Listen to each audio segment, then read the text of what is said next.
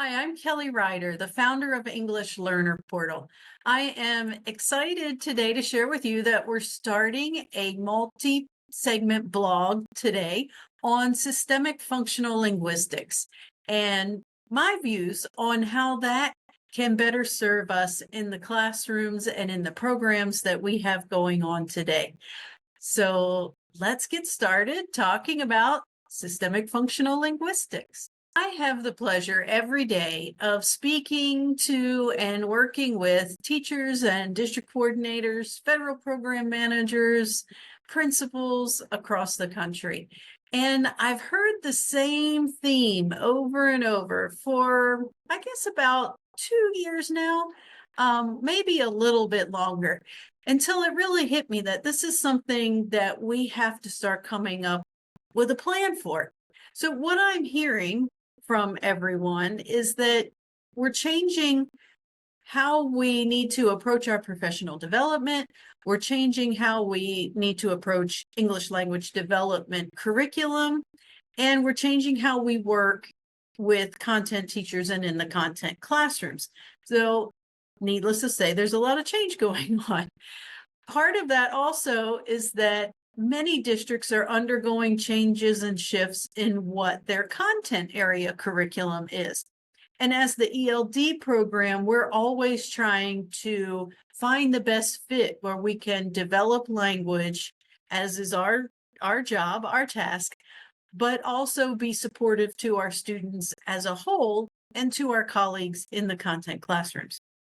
So just saying that, it feels a bit overwhelming.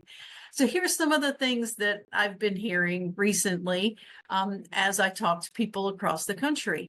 Right, there's all the curriculum changes, whether it be ELD curriculum or content area curriculum, but more towards the content area curriculum, is just confused. And it leaves a lot of our teachers feeling like they're just winging it or flying by the seat of their pants. And while some great teaching can happen like that, that's not the ideal state. I think we can all agree on that. And we're worrying about our students' growth and success, right? Are they making progress?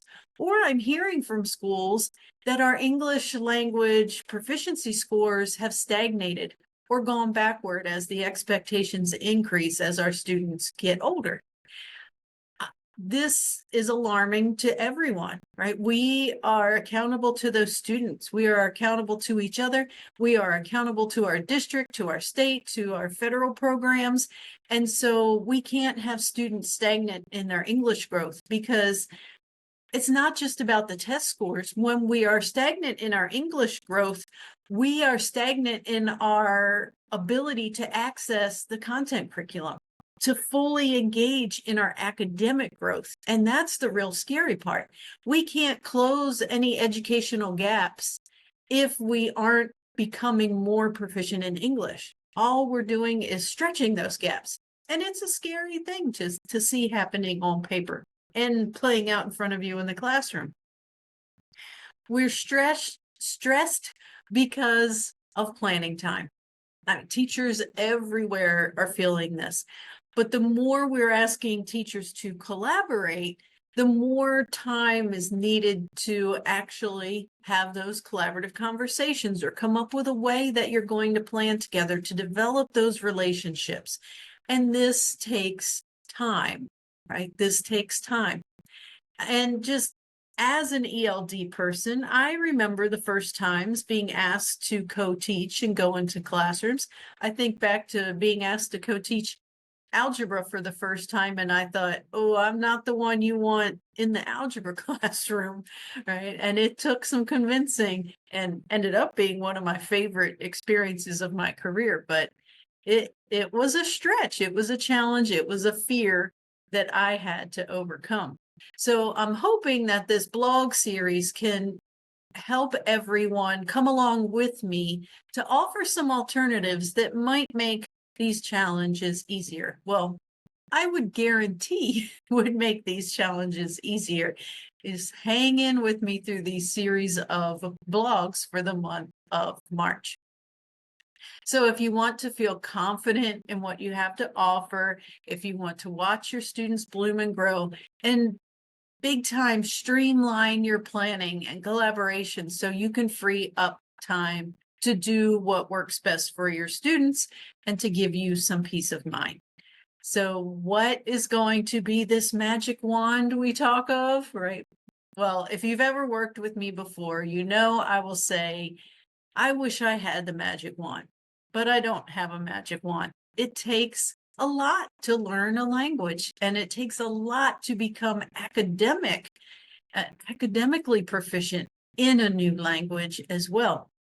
But I want to propose to you that systemic functional linguistics is a better fit for today's classroom and ELD program expectations. I'm going to say that one more time, and I want to see if you can come along with me on this journey. Systemic functional linguistics is a better fit for today's expectations. I heard a group of teachers enter the bathroom. The first words I heard were, "I don't care what she says. I'm not teaching math." My heart sank. My stomach started turning. My heart was beating out of my chest. Angst. My fear in that moment came true. I knew in that moment that I did not make change okay for my teachers. They didn't get it. They were feeling nervous about new expectations. I made it no big deal to them, and it was a big deal. So I did what anyone wanting to avoid confrontation would do. I stayed in that bathroom stall, feeling crushed and sick to my stomach until everyone had gone back to the meeting. I was so embarrassed. I stood there rethinking my move from North Carolina back to Maryland, big time imposter syndrome. Maybe I wasn't qualified for this job. See, I was a newly hired ESL specialist in a new school district. My supervisor asked me to lead an information session about the new WIDA standards in our state. I could do this, right? We were using the WIDA standards in North Carolina. I had presented on it before, but I lived it, I taught it, and I had done many staff meetings before as an assistant principal and in other roles, so no big deal. But as I got up in front of everybody, you know, when you're with the group for the first time, your nerves kick in, right? I was like, ugh. Like there's about 100 teachers here in front of me. The first time they've really met me, the first time they're hearing from me. And I was beyond nervous. Again, stomach flipping, my mind racing, double, triple checking everything, my slides, making sure the technology didn't get the best of me.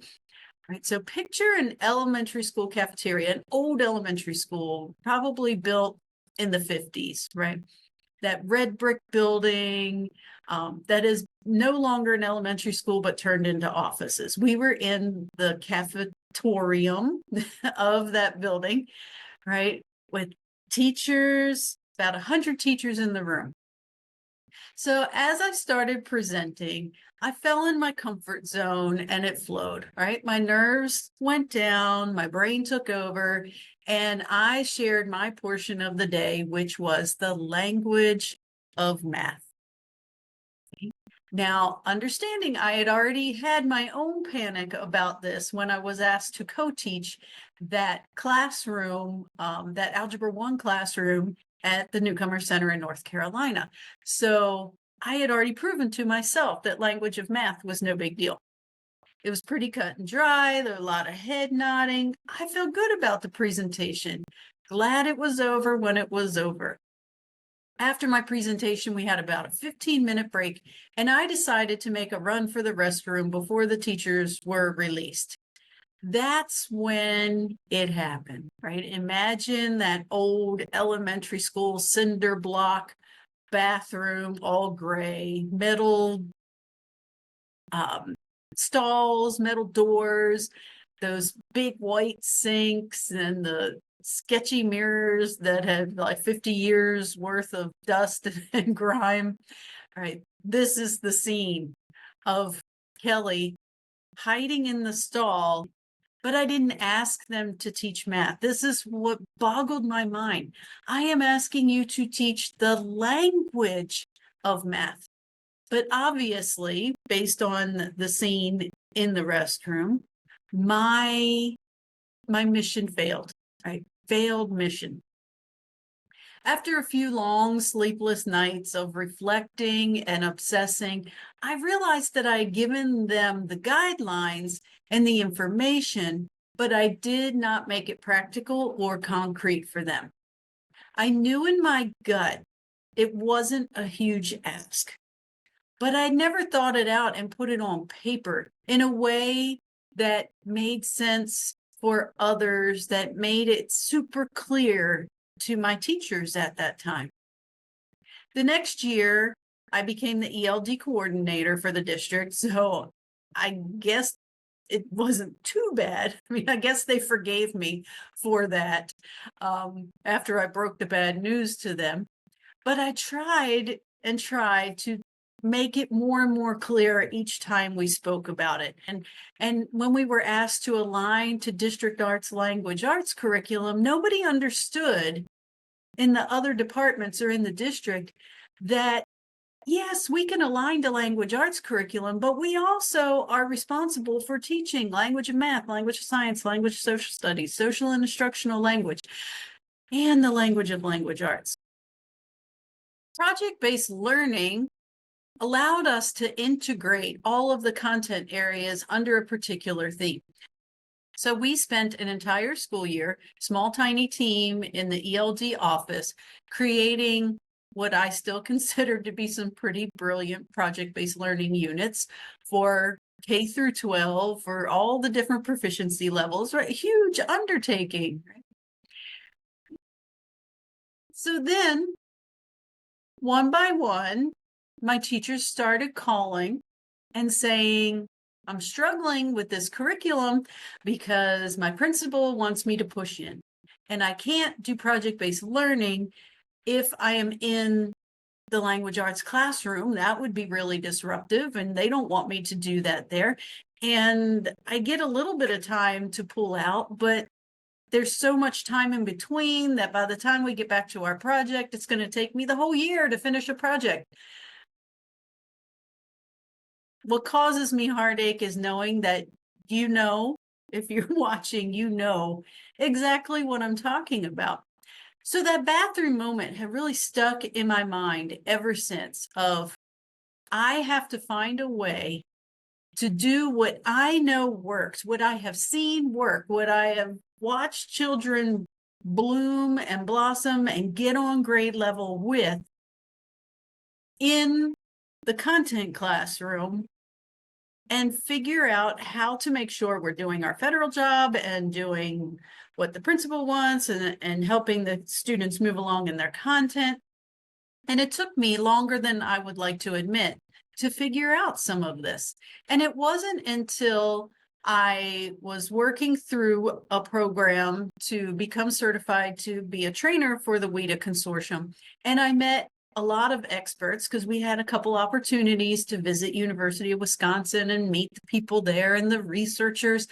And it was then that I met Dr. Ruslana Westerland and others who led me to the idea that you're putting the square peg in the round hole, right? Let's talk about systemic functional linguistics, and let's talk about how it is a much better fit for the scenario you're describing. So the more I learned about systemic functional linguistics, it was freeing to me.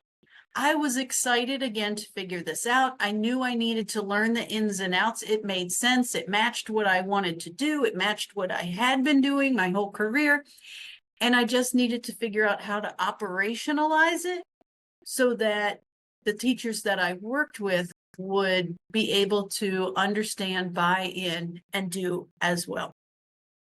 And so that's what led me to the realization that sociolinguistics, a sociolinguistic approach to an ELD program, provided the real flexibility that we needed in order to meet the needs of our students and our teachers and ourselves and our schools.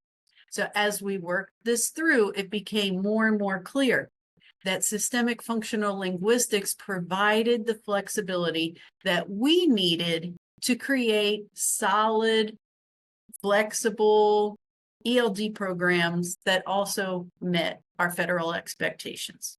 So let me tell you a little bit about it in blog 1, and then we'll continue through the rest of the month with additional information and additional blogs. The traditional ELD programs are usually built around a psycholinguistic approach. That's the research they're built on. There's a predictable order of skills and a linear process. There's a scope and sequence. We teach present tense, then we teach regular past tense, then maybe we go to irregular past tense, then we'll look at future, then we do. Right? We've seen those scope and sequences out there, right? Right, there is an expected sequence of skills. So through these blogs this month, I'm going to challenge you to think about it a different way. A sociocultural approach, which is what systemic functional linguistics follows. A sociocultural approach is focused on the speakers, the users of the language making meaning. Right? So we have to make sure there is meaning involved. If we are asking students to try to read a text that they have no background knowledge about or don't know the words, right, there's no meaning and there's no success. So a sociolinguistic approach focuses on making meaning first, and then we get down to the skills. Sociolinguistics looks at language as a system of options, right? It's like this giant buffet menu of options for language that I can pick and choose and take from the buffet as I need them, instead of it is year 1 and therefore you will learn this, this, and this. In sociocultural approach, it is, oh, you need to compare 2 items? Well, here is your language you need for that, right? It's like going up to the drive-through and ordering exactly what you want for the moment. It's focused on the purposes of language use, right? So there's a range of opportunities, there's a range of language depending on the needs of communication at that moment. So that flexibility, I hope you're already seeing, is that it would fit with wherever we tried to go in the classrooms. If I am thinking about what language students need in this moment and give them options, it's very, very flexible. If you are a research person, if you like to read research, get into research, or feel the need to look at that research yourself before you buy in, I suggest you look up Michael Halliday, Martin and Christie, Dr. Brisk, right? A genre-based approach. These are some of the folks that you can turn to for the research behind systemic functional linguistics and sociolinguistics.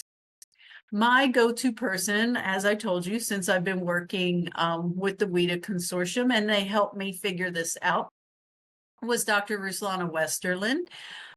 She was one of the co-authors of the 2020 standards, and now is off consulting and doing her thing, and thankfully working with us on continuing to develop our expertise at English Learner Portal about systemic functional linguistics.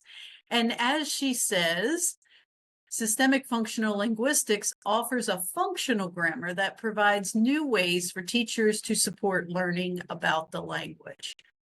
Right? Talking with students about the language in the text that they're reading and about the language choices they make in their own day-to-day speaking and writing.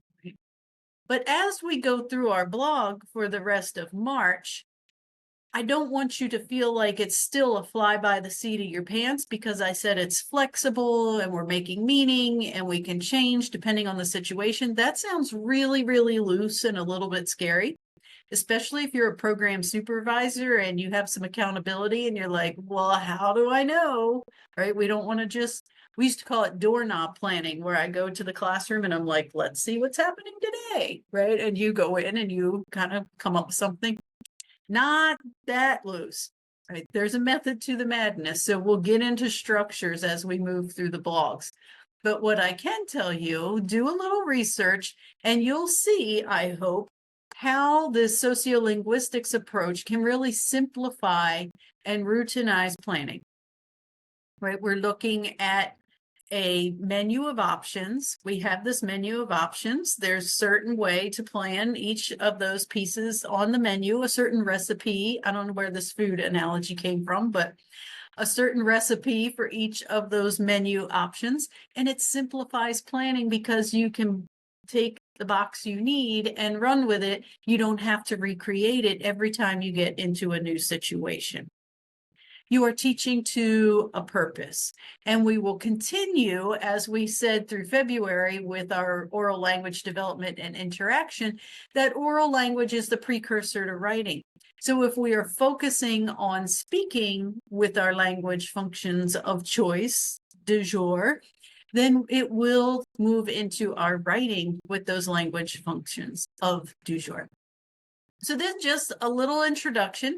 Get your mind thinking, mind shift, right? We're going to start doing some mind shifting of wrapping your mind around the potential, around the idea of teaching to that function rather than teaching to a sequence of skills. Right? Having a menu of choices to go to. Next week, I'll add more information about SFL and how it can turn into something much less stressful for your English language development program. And I'm going to end with my guarantee of becoming a functional language planning expert is going to be the transformation you need for new heights in flexibility, efficiency, and effectiveness, right? Those three things we've been looking for.